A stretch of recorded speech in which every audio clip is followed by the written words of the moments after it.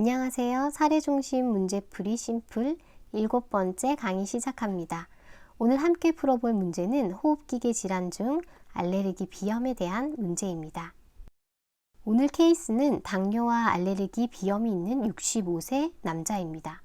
5년 전부터 알레르기 비염 진단을 받아 봄과 가을에 증상이 악화되면 타병원에서 항히스타민 주사를 맞았던 이력이 있으며 알레르기 비염 치료를 위해 내원하였습니다. 환자는 콧물, 재채기, 코막힘, 코 가려움을 호소하였고 최근 한 달 전부터 일주일에 5일 정도 증상이 있었으나 직장 일이나 수면을 방해할 정도는 아닌 상태였습니다. 증상평가는 바스 4점이었습니다. 여기에서 바스는 알레르기 비염 증상 조절 정도를 평가하는 척도로 비주얼 아날로그 스케일로 평가하는데 코막힘, 콧물, 코 가려움증 증상을 0에서 10점으로 척도한 것으로 2점 미만은 잘 조절되고 5점 이상은 조절이 안 됨을 의미합니다. 이 환자의 경우 바스 4점이므로 부분적으로 조절되는 상태입니다. 약물은 당뇨약과 2세대 항히스타민제인 세티리진 10mg을 필요시 복용하고 있습니다. 자, 문제 1. 이 환자의 알레르기 비염의 치료로 가장 적절한 약물요법은 1. 경구용 프레드니솔론 5mg을 추가하여 1일 1회 복용한다. 2번 세티리진을 중단하고 슈도에페드린 60mg을 1일 3회 복용한다. 3번 몬테류카스트 10mg을 1일 1회 복용한다. 4번 비강용 플루티카손 아젤라스틴을 1일 2회 적용한다. 5번 비강용 자일로메타졸린을 1일 2회 적용한다.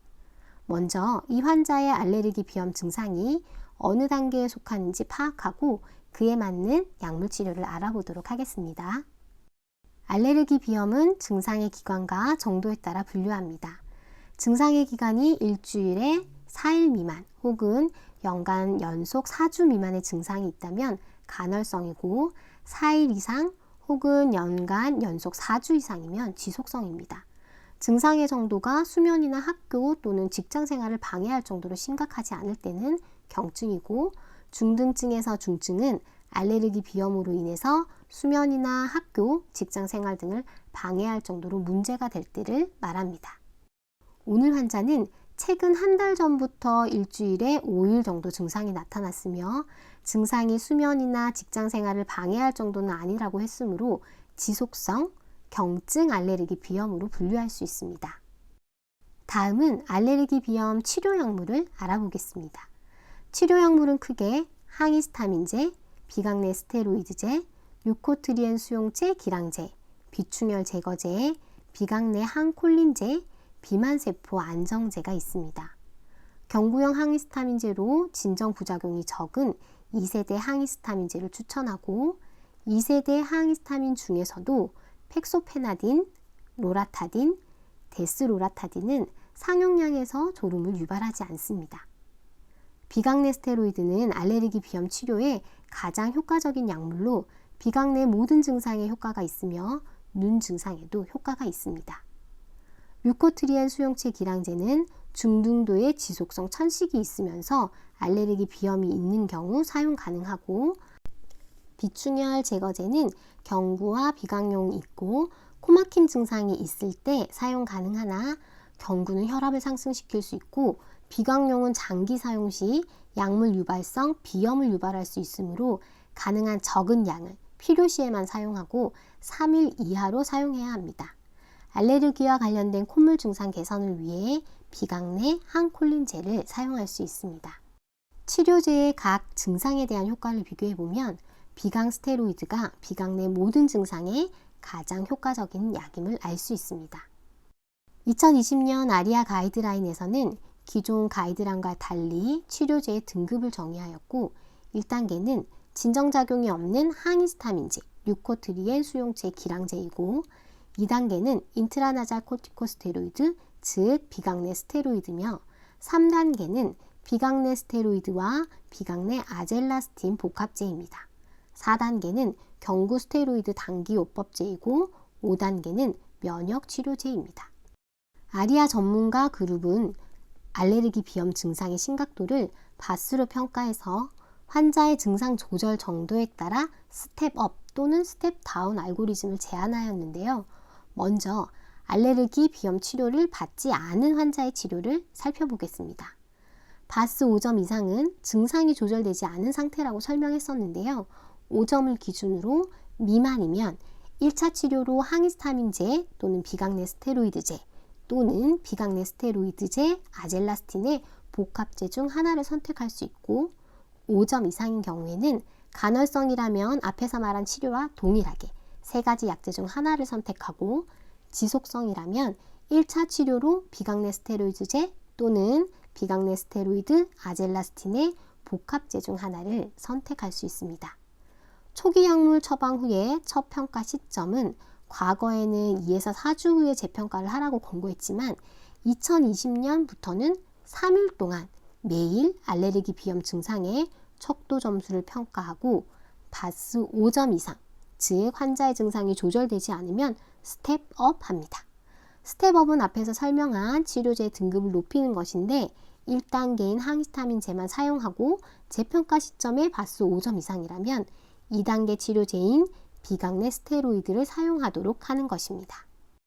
치료를 받고 있는 환자라면 그림의 알고리즘을 따라야 하며, 오늘의 케이스의 경우는 경구 항히스타민제로 치료받고 있고 바스 4점 지속성이므로 치료를 유지하거나 치료 단계를 한 단계 높일 수 있습니다.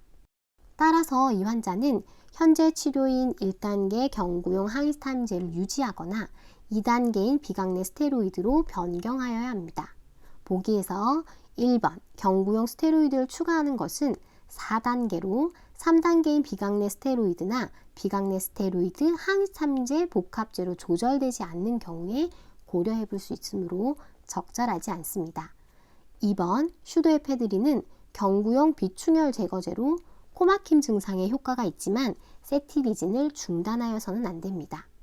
3번 몬테주카스트는 류코트리엔 수용체 기량제로 코 증상과 눈 증상 개선에 도움이 되고 효과가 항히스타민제와 비슷하나 비강내 스테로이드제보다는 낮아서 가장 적절한 치료는 아닙니다. 또한 천식이 동반된 알레르기 비염이 있는 환자에게 유용하게 사용할 수 있는 치료입니다. 5번 자일로메타졸린은 비강용 비충혈 제거제로 오트리빈이라는 이름으로 많이 알려져 있는데 빠르고 신속해서 비충혈 증상을 해소할 수 있지만 1차 치료제는 아닙니다. 따라서 정답은 4번이며 비강내 스테로이드와 아젤라스틴의 복합제를 적용하는 것이 적절합니다.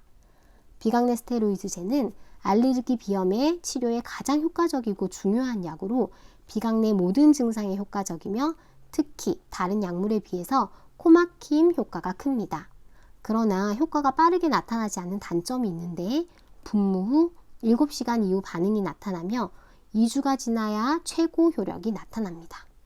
비강내 항히스타민제는 히스타민 작용을 차단해서 재채기, 콧물, 가려움증 같은 급성 증상을 빠르게 완화시키지만 코막힘에는 효과가 제한적이므로 비강내 항히스타민제와 스테로이드 복합제는 서로의 단점을 보완하여 더 빠르고 나은 증상 개선을 기대할 수 있어서 최근에는 비강내 스테로이드, 항히스타민제의 복합제가 임상에서 가장 많이 사용되고 있습니다. 2022년 국내 알레르기 비염 진료 지침에서도 비강내 스테로이드 항히스타민제 병용요법과 비강내 스테로이드 단독요법에 우선순위를 두지 않고 환자의 가치와 선호도, 이득과 위해를 고려하여 선택하도록 권고하고 있습니다. 오늘의 팁! 알레르기 비염을 간헐성, 지속성, 경증, 중등증에서 중증으로 분류하고 1차 치료제로 시작합니다.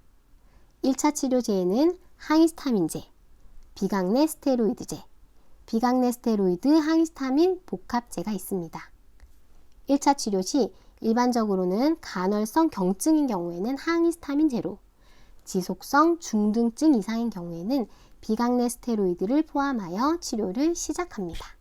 두 번째, 알레르기 비염 치료 시 먼저 증상을 평가하고 1차 치료로 치료를 시작합니다. 이후 증상을 재평가하며 5점 미만으로 부분 조절되는 경우 증상이 있으면 치료를 유지, 증상이 없으면 치료 단계를 내려볼 수 있습니다.